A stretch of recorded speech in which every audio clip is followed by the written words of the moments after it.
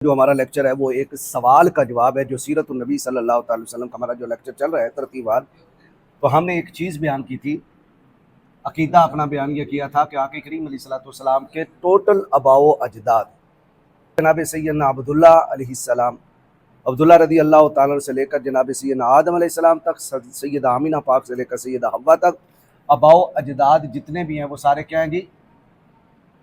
مومن ہیں. ایک بھی کافر نہیں گزرا، یہ بات یاد رکھیں. تو اس پر ہم نے مختلف دلائل بھی دیا. آج کا جو لیکچر ہے وہ ایک سوال پر ہے. وہ سوال یہ کیا گیا، آزر کون ہے؟ کیونکہ پورے قرآن پاک میں حضرت ابراہیم علیہ السلام کا مکالمہ آزر کے ساتھ چل رہا ہوتا ہے، اور اس میں وَإِذْ قَالَ إِبْرَاهِيمُ لِأَبِيهِ آزَرَ، ابراہیم علیہ السلام نے اپنے اب آزر سے کہا. اب کا ترجمہ کیا جاتا ہے جی باپ، تو اب کی جمع کیا جی؟ آبا، باپ دادا، باپ دادا. تو پتہ چلا حضرت ابراہیم علیہ السلام کا جو اب ہے یہ آزر، اور آزر کے بارے میں قرآن مجید فرقان حمید میں ہے کہ اصنامًا آلہہ، اس نے بتوں کو خدا بنایا ہوا تھا. تو یہ چونکہ مشرک، لہذا قرآن کی سند ہمارے پاس آ گئی کہ حضرت ابراہیم علیہ السلام کا جو باپ ہے وہ مشرک ہے.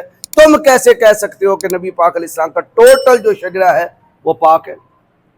کیونکہ حضرت ابراہیم علیہ السلام کی لڑی سے ہی آئے ہیں نا نبی پاک علیہ السلام. تو آگے حضرت ابراہیم علیہ السلام جو ہیں وہ حضرت آدم علیہ السلام تک جو شجرہ بیچ میں جی آزر آتا ہے، آزر مشرک ہے. یہ ایک سوال کیا گیا. تو میں نے اس سوال کو بھی آج ڈسکس کرنا ہے، انشاءاللہ اس کا بھی جواب آ جائے گا. اس کے ساتھ ساتھ آج کا جو ہمارا موضوع ہے وہ ہے ایمان آباء و اجداد مصطفیٰ صلی اللہ علیہ وسلم پر اٹھنے والے اعتراضات. اٹھنے والے اعتراض، یہ سبھی کے اعتراض جو بھی باں باں باں باں باں کر رہے ہیں نا، ادھر والے ادھر والے، نیلے پیلے کیلے سارے، حتیٰ کہ مرزا جیلمی جیسے ہم اہل سنت پر الزام لگا کر کے امام اعظم ابو حنیفہ جو ہیں یہ نبی پاک علیہ السلام کے والدین کو نعوذ باللہ کافر کہتے ہیں. اور بعض دیوبند مکتبہ فکر والوں نے اور مسلک اہل حدیث کے علماء ٹوٹلی وہ کہتے ہیں کہ امام اعظم ابو حنیفہ کے نزدیک چونکہ والدین مصطفیٰ نعوذ باللہ کافر تھے. ایک دلیل، آدر جو ہے وہ نبی پاک علیہ حضرت ابراہیم علیہ السلام کا اب ہے، اب کا معنی باپ ہے، لہذا یہ دوسری دلیل. پتہ چلا یہ کوئی ضروری نہیں ہے کہ نبی کا باپ جو ہے وہ مسلمان ہو. کتنی دلیلیں ہو گئی؟ دو. پہلی دلیل کیا لکھی جی؟ آدر، آدر مشرک، اور حضرت ابراہیم علیہ السلام کا کیا جی؟ کا باپ. دوسری دلیل، امام اعظم ابو حنیفہ کا عقیدہ کہ والدین مصطفیٰ کیا ہیں؟ غیر مسلم، نعوذ باللہ. تیسری دلیل یہ دیتے ہیں کہ ایک شخص نبی پاک علیہ السلام کی بارگاہ میں آیا، اس نے عرض کیا یا رسول اللہ میرا باپ بڑا صلہ رحمی کرتا تھا، بڑا رشتہ داروں کے ساتھ بھی پڑوسیوں کے ساتھ بھی بڑی نیکی کرتا تھا، لیکن وہ فوت ہو گیا، اس کا کیا بنا؟ تو فرمایا کہ وہ جہنم میں ہے. وہ بڑا پریشان ہوا. تھوڑی دیر بعد اس نے کہا پھر آپ کا باپ کدھر ہے؟ تو آقا کریم علیہ السلام نے فرمایا ان ابی و اباک فی النار، میرا اور تیرا باپ دونوں جہنم میں ہیں. تو اس کے بعد فرمایا تیرا گزر جب کسی مشرک کی قبر سے ہو تو اسے تو جہنم کی نوید سنانا. تو پتہ چلا یہ جی مسلم شریف کی حدیث ہے. کہاں جی ہے؟ مسلم شریف کے اندر ہے. نبی پاک علیہ السلام نے فرمایا ان ابی و اباک فی النار. یہ جی تیسری دلیل ہو گئی. تو بات سمجھ آ رہی ہے؟ چوتھی دلیل کیا ہے کہ نبی پاک علیہ السلام نے عرض کیا یا اللہ میں اپنی والدہ کے لیے استغفار کروں، تو اللہ تعالیٰ نے استغفار سے منع کر دیا. اور پھر عرض کیا یا رسول اللہ یا اللہ میں اپنی والدہ کی قبر پہ کھڑا ہو سکتا ہوں، تو اللہ نے کھڑے ہونے کی اجازت دی. تو استغفار سے منع کرنا اس بات کی دلیل ہے کہ وہ مومنہ نہیں تھی. یہ چوتھی دلیل دی جاتی ہے، استغفار سے ممانعت. اور اس پر وہ آیت پیش کرتے ہیں سورہ توبہ آیت نمبر 113 کہ اللہ رب العالمین فرماتا ہے ما کان للنبی والذین آمنوا ان یستغفروا للمشرکین کہ نبی اور مومنوں کے لیے یہ جائز نہیں ہے کہ وہ مشرکوں کے لیے دعائے مغفرت کریں۔ تو اس آیت کا نزول جو ہے وہ حضرت آمینہ کی قبر پر سرکار کھڑے تھے، اس وقت ہوا کہ آپ کے لیے جائز نہیں ہے کہ آپ دعا کریں۔ کتنی دلیلیں ہو گئی؟ 4 دلیلیں۔ اسی طرح 5ویں دلیل ہے کہ ایک عورت آئی نبی پاک علیہ السلام کی بارگاہ میں، اس نے اپنی والدہ کا ذکر کیا تو حضور نے فرمایا تیری ماں اور میری ماں دونوں جہنم میں۔ یہ ہیں ان کے دلائل جو عدم ایمان کا ذکر کرتے ہیں۔ مرزا جیلمی نے اہل حدیث عالم زبیر علی زئی سے پوچھا کہ آپ نبی پاک علیہ السلام کے والدین کے بارے میں کیا کہتے ہیں؟ تو کہتا ہے ایمان ثابت نہیں ہے، بہرحال میں چپ کر جاتا ہوں۔ نہیں چپ کی کہ اگر میں نے لوگوں کو بتا دیا کٹاپا مینو چنگا چڑھ جانا ہے۔ سمجھ آئی نا؟ یہ ان کے اندر کے بغض ہیں، اندر کتابیں انہوں نے کیا کیا لکھی ہیں، اور باہر یہ فقط خوف مسلمین کی وجہ سے نہیں بتا پاتے۔ اور ہم تو دھڑلے سے کہتے ہیں تیری نسل پاک میں ہے بچہ بچہ نور کا، تو ہے انہیں نور تیرا سب گھرانہ نور کا۔ اب ان روایات اور ان استدلالات کے مقابلے میں ہم اہل سنت و جماعت کا عقیدہ کیا ہے، الحمدللہ وہ ابھی سامنے آ جائے گا۔ سب سے پہلے کہ نبی پاک علیہ السلام کے آباء و اجداد مومن ہیں، اس کی دلیل کیا ہے؟ سب سے پہلے اس کی دلیل خود قرآن ہے۔ کیا جی؟ قرآن۔ تو جو چیز قرآن کے مقابلے میں آ جائے، جو روایت، پہلے تو اس روایت کو تطبیق دی جائے گی اللہ کے قرآن سے، اور اگر تطبیق نہ ہو روایت رد کر دی جائے گی، اللہ کے قرآن کو سینے سے لگایا جائے گا۔ یہ اصول ہے۔ امام جعفر الصادق رضی اللہ تعالیٰ عنہ نے اصول کافی کے اندر یہ مسلسل ان کا بیان آ رہا ہے، فرمایا جو چیز کتاب اللہ کے مقابلے میں آ جائے گی فَهُوَ زُخْرُفٌ، وہ رتی ہے، بیکار ہے، اس کے پھینک دو، وہ کبھی بھی ارشاد رسول نہیں ہو سکتا جو اللہ کے مقابلے، اللہ کی کتاب کے مقابلے میں آ جائے۔ یہ اصول ذہن میں آ گیا۔ اچھا اب رہ گیا جی قرآن میں کہاں لکھا ہے کہ نبی پاک علیہ السلام کے آباء و اجداد جو ہیں وہ مومن ہیں اور نبی کے مومن؟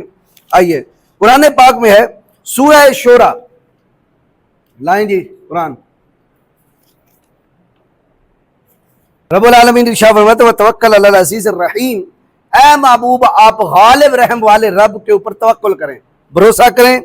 الذی یراک حین تقوم، وہ تجھے دیکھتا ہے جب تو کھڑے ہوتا ہے، وتقلبک فی الساجدین، اور جب تو سجدہ کرنے والوں میں منتقل ہوتا رہتا ہے۔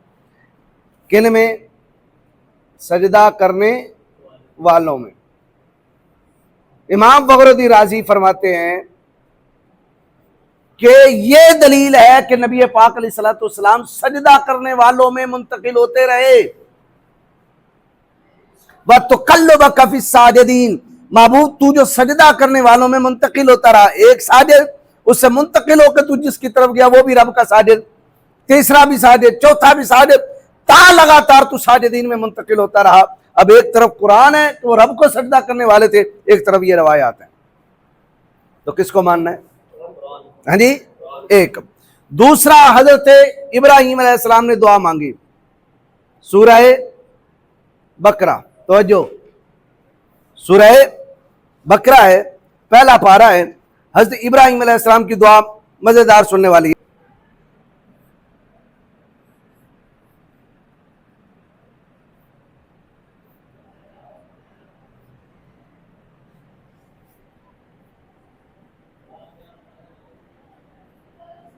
حضرت ابراہیم علیہ السلام نے کیا کیا جی؟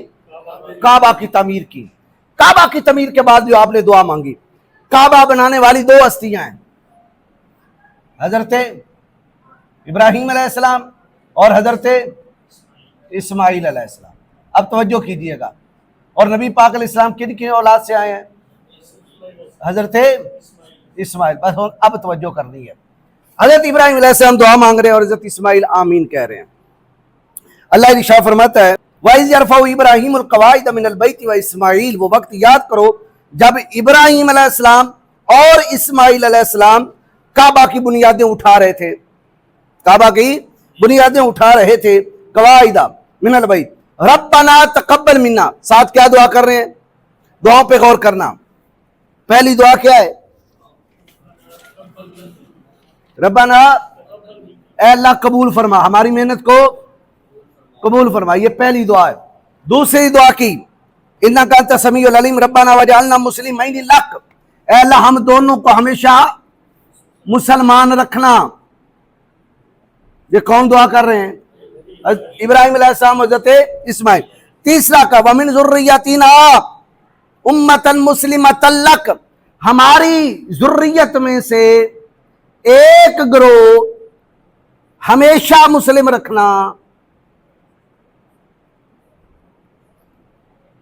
ہماری ذریت میں سے ایک گروہ ہمیشہ،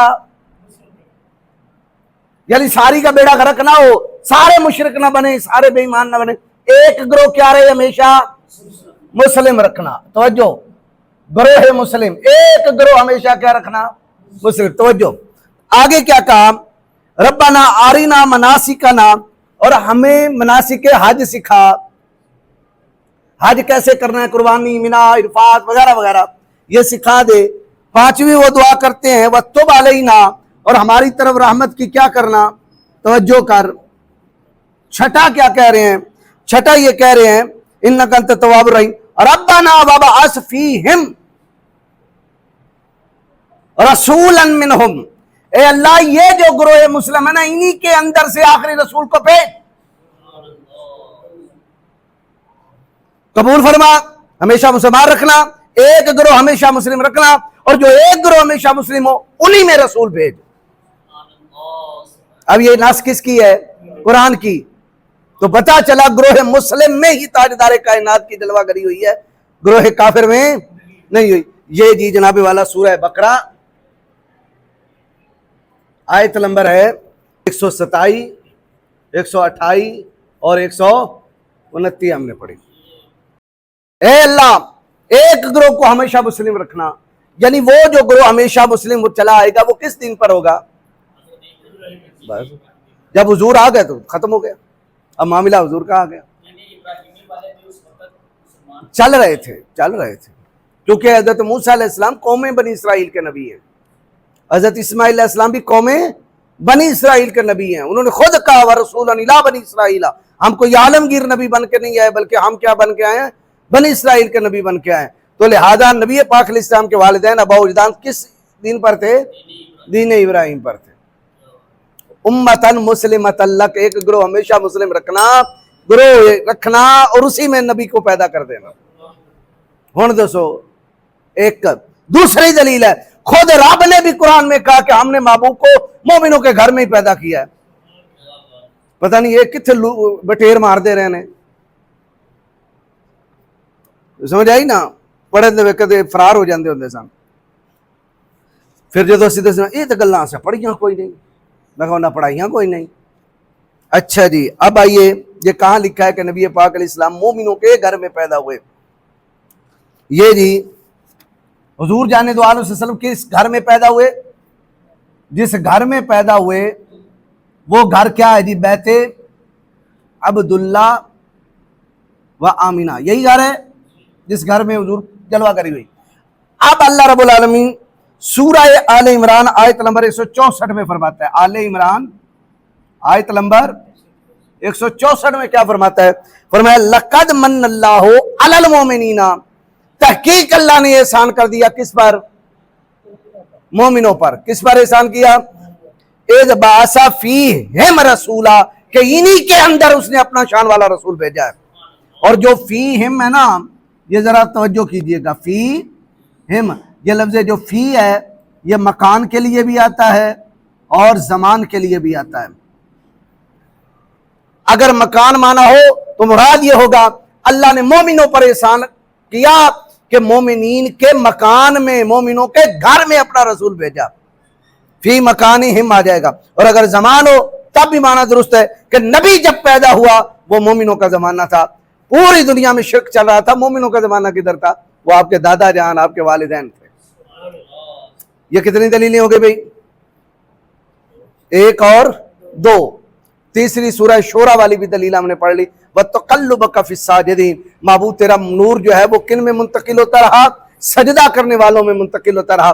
تین دلیلیں قرآن کی میں نے دی. اب اس کے مقابلے میں جو روایت آ جائے گی وہ روایت یا تو تطبیق دیں گے اگر تطبیق نہیں ہوتی تو اس کو رد کر دیں گے، ہمارا ایمان اللہ کے قرآن پہ ہوگا۔ یہ مسئلہ ایمان والدین مصطفیٰ والا آج سے نہیں چھڑا، صدیوں سے چھڑا، لیکن اپنی اپنی قسمت ہے کہ دیوبندیوں اور وہابیوں کے حصے میں وہ مولوی آ گئے جو عدم ایمان والے تھے، اور ہم ان کے حصے میں آئے جو ایمان ماننے والے تھے۔ دیوبندیوں کے بارے میں ویسے بھی میرے شیخ الحدیث فرمایا کرتے تھے، یہ گندی مکھی ہے، گند پہ بھی بیٹھ جاتی ہے، مٹھائی پہ بھی بیٹھ جاتی ہے، ماننے میں آ جائے ہم سے بھی بڑے بریلوی بن جاتے ہیں، نہ ماننے میں آ جائیں تو پکے سڑے ہوئے وہابی بن جاتے ہیں۔ سب سے پہلے ہم نے یہ دیکھنا ہے، یہ قدیم مسئلہ چھڑا، ایمان والدین مصطفیٰ صلی اللہ علیہ وسلم کا مسئلہ جو ہے یہ کیا ہے جی؟ قدیم ہے، اور بڑی توجہ سے اب جو تفصیل آئے گی نا وہ یہ سمجھ آ گئی، پورا لیکچر تانوں سمجھ آ جائے گا۔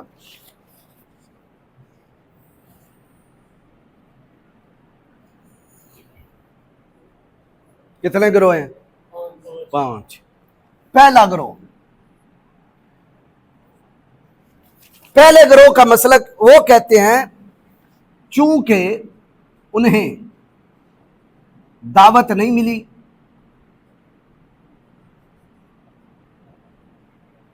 یعنی حضور کے والدین حضور کی دعوت سے پہلے دنیا سے کیا ہو گئے؟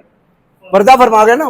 آپ کے والد گرامی آپ کی ولادت سے 2 سال پہلے 2 مہینے پہلے وفات پائی، اور آپ کی والدہ جب آپ 6 سال کے تھے تب، تو چونکہ حضور کی دعوت انہیں نہیں پہنچی، حضور نے کب دعوت دی؟ 40 سال کی عمر کے بعد، تو لہذا چونکہ انہیں دعوت نہیں پہنچی اس لیے وہ عذاب کے مستحق نہیں ہیں۔ اور یہ قاعدہ کہاں سے نکالا کہ جن کو دعوت نہ پہنچے دعوت سے پہلے وہ فوت ہو جائیں ان کو عذاب نہیں ہوتا؟ یہ قاعدہ خود قرآن میں اللہ نے درج کیا۔ یہ آئیں گے، اس پر بھی میں دلائل دوں گا۔ نمبر 2، یہ اہل فطرت سے ہیں، اہل فطرت سے ہیں، یعنی 2 نبیوں کے درمیان جو فاصلہ ہو گیا تھا نبوت نہ آنے کا، رسالت نہ آنے کا، انہوں نے وہ زمانہ پایا۔ اور جو اہل فطرت میں فوت ہو جائے قیامت کے دن ان کا امتحان ہوگا۔ ایسے لوگوں کا جنہوں نے کسی نبی کا زمانہ نہیں پایا، اٹھو اللہ کو سجدہ کرو، تو جو کر دیں گے وہ جنت میں، جو نہیں کریں گے وہ جہنم میں۔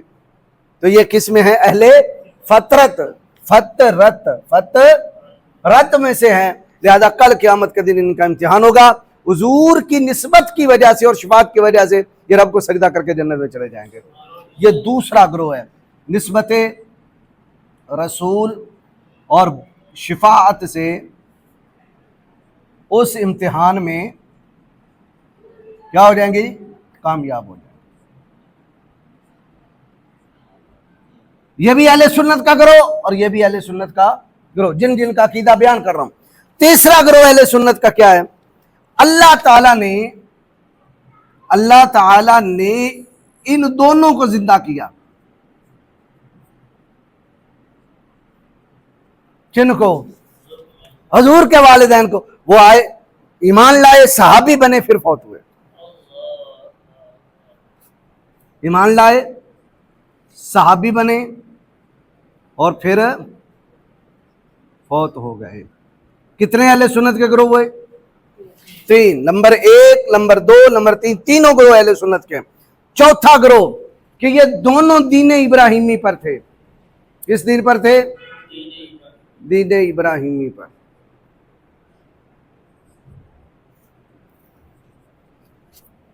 اس کے بھی دلائل ہیں۔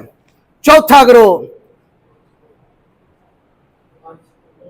پانچواں گروہ کہ نعوذ باللہ دونوں جہنم میں۔ بس حضور تنگ کرنا ہے نہ، تو مقصد ہی اور کچھ بھی نہیں۔ اب اس کے دلائل کیا ہیں؟ چونکہ انہیں دعوت نہیں پہنچی کسی نبی کی، اس لیے وہ عذاب کے مستحق نہیں ہے۔ پہلے نمبر پہ یہاں دیکھنا، یہاں علماء کون کون سے ہیں، پھر ہم دلائل کی طرف ہیں۔ اس عقیدہ کے، اس مسلک کے علماء کا نام ہے امام سبکی، تقی الدین سبکی، امام غزالی، امام شارح مسلم امام ابئی، اور امام شرف الدین مناوی، یہ 4 علماء ہیں جو کہتے ہیں چونکہ انہیں کسی نبی کی دعوت نہیں پہنچی لہذا یہ جہنم میں نہیں جائیں گے، کہاں جائیں گے؟ جنت میں چلے جائیں گے، یعنی جنتی ہونے کا اقرار انہوں نے کیا لیکن اس زاویے سے۔ اہل فطرت سے نسبت رسول اور شفاعت سے امتحان میں کامیاب ہو جائیں گے۔ اس عقیدہ کو ماننے والے، یہ نظریہ لکھنے والے حافظ علی الاطلاق امام ابن حجر عسقلانی، اللہ تعالیٰ نے ان دونوں کو زندہ کیا، ایمان لائے، صحابی بنے اور پھر فوت ہو گئے۔ اس کو بیان کرنے والے امام ابن شاہین، امام ابو بکر خطیب بغدادی، امام ابن عساکر، امام سہیلی، امام محب الدین طبری، ناصر الدین دمشقی، شمس الدین دمشقی، امام قرطبی، امام ابن حجر عسقلانی، شاہ عبد الحق محدث دہلوی، امام جلال الدین سیوطی، کہ دونوں کیا ہوئے؟ زندہ ہوئے، حضور کے صحابی بنے، ایمان لائے۔ پہلے وہ دین ابراہیم میں تھے، اب وہ دین محمدی میں داخل ہو گئے۔ کتنے ہو گئے بھائی؟ 3 ہو گئے۔ چوتھا، وہ شروع سے ہی دین ابراہیمی پر تھے۔ اس کا عقیدہ امام فخر الدین رازی، محقق سنوسی، امام تلمسانی، امام ابن حجر عسقلانی، امام زرقانی، امام جلال الدین سیوطی۔ تو ادھر ہاں جی امام الزلالت والدلالت، جی سب گنجا پارٹی ادھر کھڑی ہے۔ وہ میرے استاد شعر پڑھتے تھے نا، وہ ایک نعت ہے بڑی مشہور ہے، در پیش ہو طیبہ کا سفر کیسا لگے گا۔ دادا نے شعر بنائے سی 2، معشر کی تپتی دھوپ میں معشر کے سپاہی، معشر کی تپتی دھوپ میں معشر کے سپاہی، توڑیں گے جو گنجے کی کمر کیسا لگے گا، توڑیں گے جو گنجے کی کمر کیسا لگے، بڑا اچھا لگے گا، بڑا پیارا لگے گا۔ احمد رضا سے پوچھ تو ایک روز یہ چل کر، احمد رضا سے پوچھ تو ایک روز یہ چل کر، ایک روز یہ چل کر میں نعت پڑھوں گنجا جلے کیسا لگے گا۔ حضور دی تعریف انہاں نوں نہیں پچھڑی کسے طریقے، جتنے بھی شاذ قول بھی لب گیا نا حضور دے برخلاف، والدین دے، آل اصحاب دے، انہاں اوتھے جا ڈگنا ہے۔ گندی مکھی پورے بدن کو چھوڑ کے وہ جہاں زخم ہوتا ہے وہاں بیٹھ جاتی ہے۔ یہ چاروں مسلک اہل سنت کے ہیں۔ نتیجہ کیا ہے؟ جنہوں نے اس لحاظ سے بھی مانا انہوں نے کہا بھی جنتی، اس لحاظ سے مانا انہوں نے کہا جنتی، اس لحاظ سے مانا کہا جنتی، اس لحاظ سے بھی مانا جنتی۔ ٹھیک ہو گیا؟ تو ہم تو ویسے ہی نہ رہا، ہر صحابی نبی والدین مصطفیٰ جنتی جنتی۔ اب اس کے میں دلائل لکھواتا ہوں۔ پہلی جو ہماری ہے کیا چیز ہے؟ چونکہ انہیں دعوت نہیں پہنچی اس لیے وہ عذاب کے مستحق نہیں۔ میرا خیال ہے کہ یہی کور ہو گیا تو سارے کور ہو جائیں گے۔ ٹھیک ہو گیا؟ لو بھئی نکالیے سورہ بنی اسرائیل آیت نمبر 15 قرآن پاک میں، وَمَا كُنَّ مُعَذِّبِينَ حَتَّى نَبْعَثَ رَسُولًا، ہم کسی کو عذاب نہیں دیتے جب تک اس قوم کی طرف رسول نہیں بھیج دیتے۔ تو جب آپ کے پاس رسول آئے ہی نہیں، دعوت انہوں نے دی نہیں، لہذا قرآن کیا کہہ رہا؟ ہم انہیں عذاب نہیں۔ اچھا جی، وَمَا كُنَّ مُعَذِّبِينَ حَتَّى نَبْعَثَ رَسُولًا، ہم کسی قوم کو عذاب نہیں دیتے جب تک ان کے پاس ہم رسول نہیں بھیج دیتے۔ دوسری زمانہ فطرت،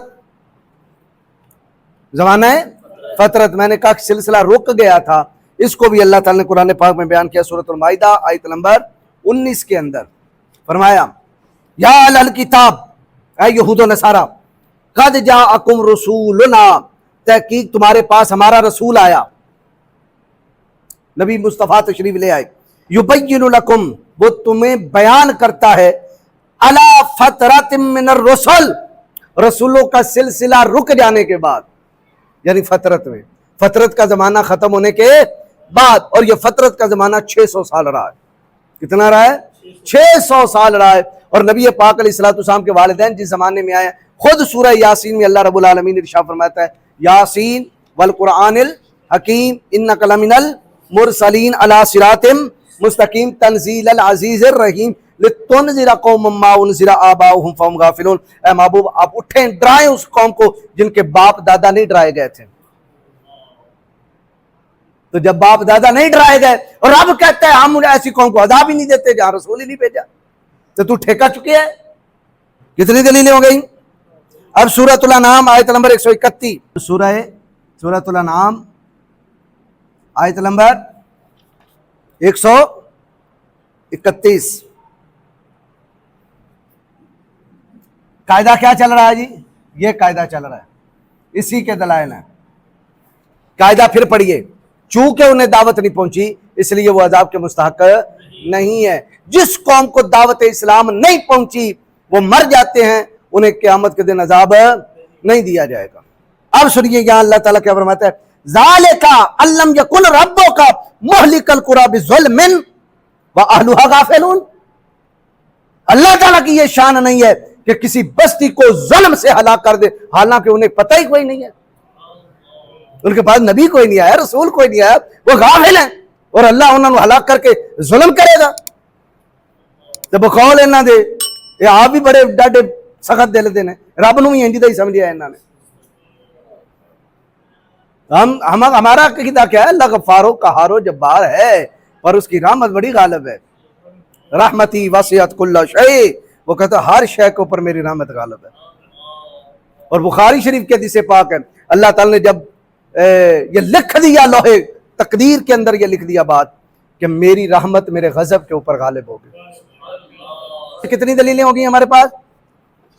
4 दलीलें हो गई कि ऐसी कौम जिनके पास कोई रसूल नहीं आया, कोई नबी नहीं आया, कोई डराने वाला नहीं आया, बिल्कुल वो गाफिल कौम है, नहीं जानती, वो अजाब के मुस्तहक नहीं है, अहले फतरत में से हैं। और अगर मान लिया जाए कि रसूल पाक सल्लल्लाहु अलैहि वसल्लम के वालिदैन ईमान नहीं लाए, यानी ये वाकया मान लिया जाए बकौल तुम्हारे, फिर भी वो अहले फतरत में से हैं, हुजूर से दावत से पहले से गुजरे हैं, लिहाजा फिर भी अजाब के मुस्तहक नहीं है। 2 ही चीजें हैं, या अजाब का मुस्तहक होना, या जन्नत मिल जाना। तो पीछे रह के नहीं गई शायद, जन्नत ही तो रहेगी भाई। अजाब नहीं होगा तो कहां जाएंगे भाई?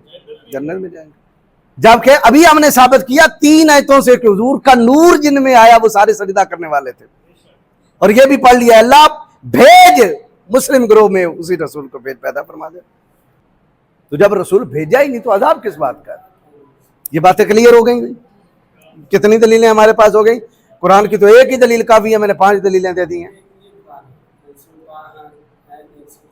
134 दोबारा ये है, अल्लाह फरमाता है वलौ अन्ना अहलकनाहुम, और अगर हम बेशक उनको तबाह कर दें, भी अजाबिन किसी अजाब के साथ, मिन कबल ही रसूलों की आमद से पहले, लकालू तो वो जरूर कह उठेंगे।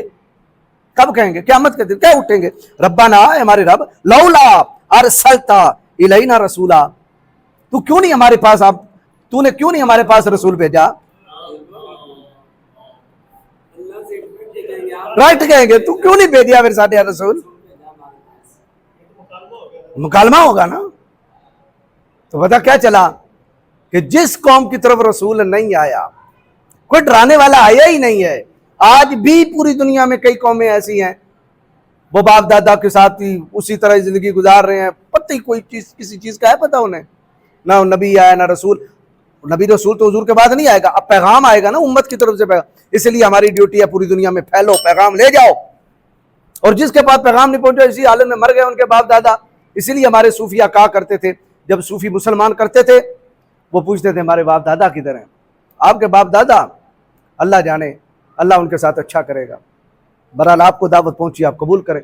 जैद बिन अमर बिन तुफैल, जैद बिन अमर बिन तुफैल मक्का मुकर्रमा में ये वो शख्स है जो आसमान की तरफ मुंह करके कहा करता था, अल्लाह मुझे नहीं पता कि तेरी इबादत कैसे की जाती है, मैं तुझे इसलिए मानता हूं कि तू इब्राहिम का रब है, तो रब्बुल मशारिक वल मगारिब है। मुझे नहीं पता कि इब्राहिम कैसे तेरी इबादत करते थे, तुझसे मनाजात कैसे करते थे, दुआएं कैसे करते थे, तुझे सजदा कैसे करते थे। वो झुक जाते थे अल्लाह की बारगाह में, सजदा रेज़ होते थे। और ये क्या करते थे, मैंने गांव में गांव गया, शहर में शहर गया, बड़े बड़े पादरियों से मिला, यहूद और नसारा से मिला, और हज़रत आमिर से उन्होंने उस वक्त कहा था जब हुजूर ने भी ऐलान नबूवत नहीं किया। ज़ैद बिन अमर बिन तुफैल फौत होने लगे تو انہوں نے اس وقت کہا تھا اے عامر میں جس پادری کے پاس بھی گیا ہوں تو اس نے خبر دی ہے لوٹ جا مکے کی طرف، آخری دن کا ظہور تیرے شہر مکہ میں ہوگا، تیرے شہر مکہ میں میں تجھے اس نبی کا حلیہ بتاتا ہوں، ان کی آنکھیں ایسی ہوں گی، ان کے کان مبارک ایسے ہوں گے، پورا حلیہ۔ اے عامر کبھی تیرے زمانے میں وہ آ جائیں میرا بھی سلام عرض کر دینا اور کہہ دینا کہ وہ آپ کو مانتا تھا لیکن آپ کا زمانہ نہیں پایا۔ زید بن عمر بن نفیل فوت ہو گئے، نہیں زمانہ پایا نبی پاک کا۔ جب حضور نے اعلان نبوت کیا ان کا بیٹا مسلمان ہوا،